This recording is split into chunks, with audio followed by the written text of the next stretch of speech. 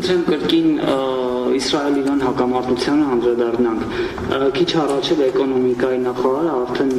տեղեկացրեց, որ խնդիրներ կան արդեն եւ արտահանման եւ ներմուծման,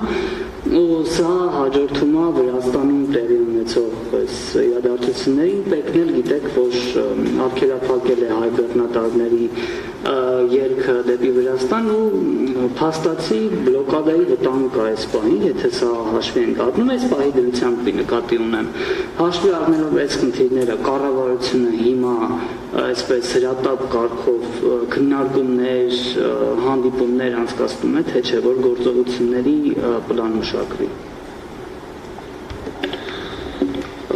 Սովորաբար այդպիսի քննարկումները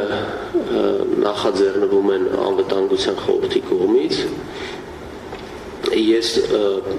քանի որ այդ ամեն ինչ սկսվել է ուրբաթ օրը, եթե ճիշտ եմ հիշում, այս օրերի ընթացքում այդպիսի քննարկում դեռ չի եղել, եւ մենք քանի որ այսօր էլ վաղն էլ զբաղված ենք լինելու ակտիվ բյուջեի հաշվետվության հետ կապված հարցերով,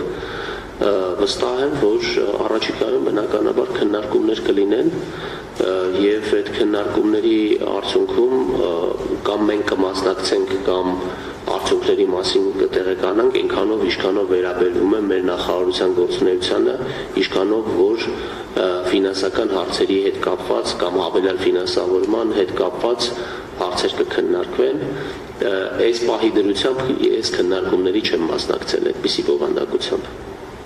Շնորհակալություն, պարոն նախարար, խնդրեմ։